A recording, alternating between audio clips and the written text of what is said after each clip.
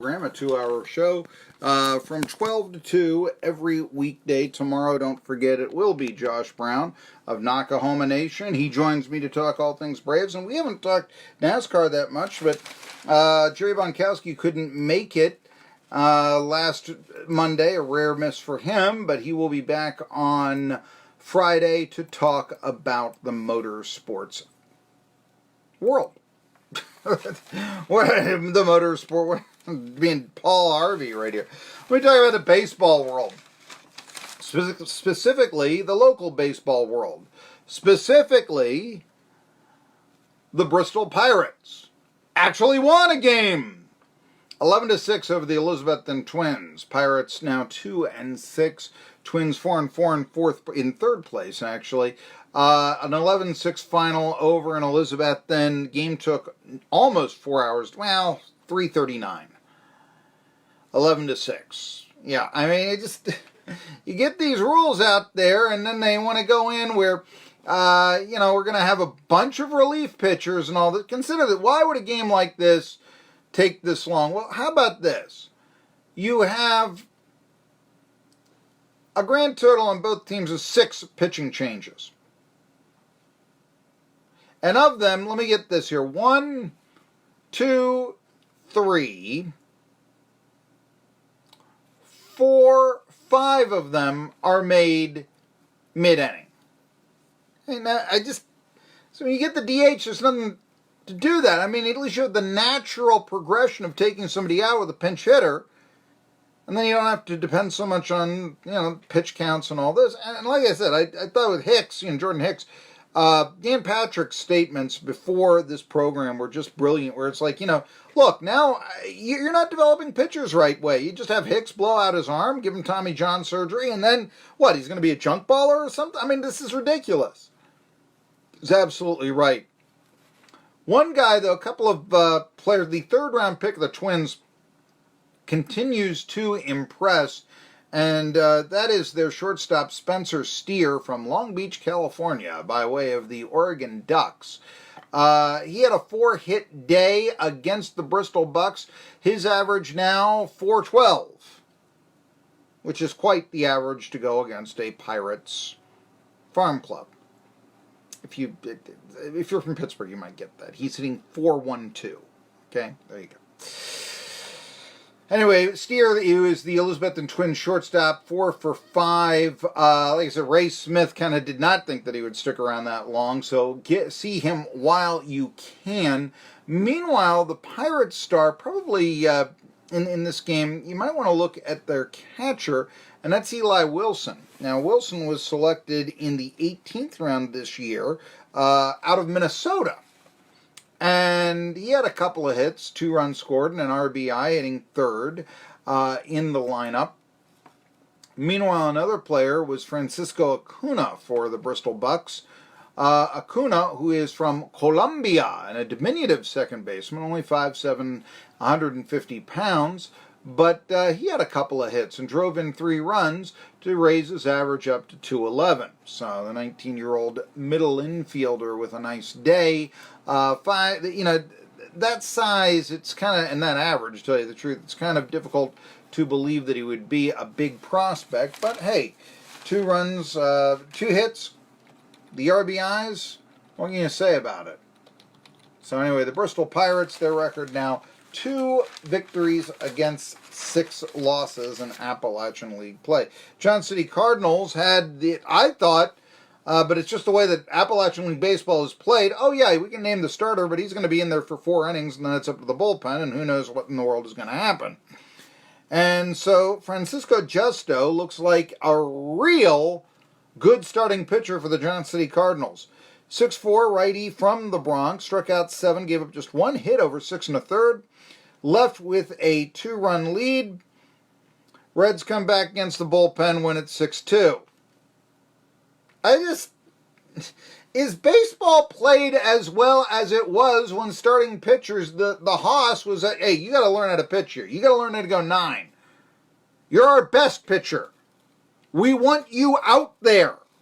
We do not want the 9th man on the staff out there. It's one thing if the relief pitcher is, Aroldis Chapman. It's another if he's Lynn McLaughlin. Look it up. Okay? It's just... So there you have it right there. Pulaski continues to win. They're doing quite well in the Appalachian League this season. And I wanted to look at that. Now, by the way, in talking about Wilson as the Pirates catcher, and he's played 5 of the games this year for the Bristol Bucks, but did want to say that I know a lot of people are going to be looking at, what is going on here? Where is the individual stat? Please, here, let's get this here. I'm going to give you, when we come back in the next segment, a little bit more. They don't have that? Jeez. I was going to try to give you some of the local players, the Bristol Pirates, but this is one of the things where I am just not real big on the Appalachian League. Bristol Pirates don't have their stats up on their website. What's up with that? All right, I'm going through the back way. How are we doing this now? And, Ethan Goforth. That's the catcher I think a lot of people will be rooting for around here for the Bristol Bucks because he's from Carson Newman, drafted in the 25th round. As I said, it was Wilson who was getting the majority of the starts. So far this year for the Bristol Bucks, Ethan Goforth, great name, from Jefferson City. Same birthplace, by the way, as Phil Garner, who was the second baseman of the Pirates when the Buccos last won the World Series. Well, Goforth is actually only played in 2 games so far this year. He's 0 for 7. Yeah, you got a guy from Carson Newman, you got a guy from Minnesota. Who do you think you're going to play? Yeah, you're going to play the Golden Gopher. Sure.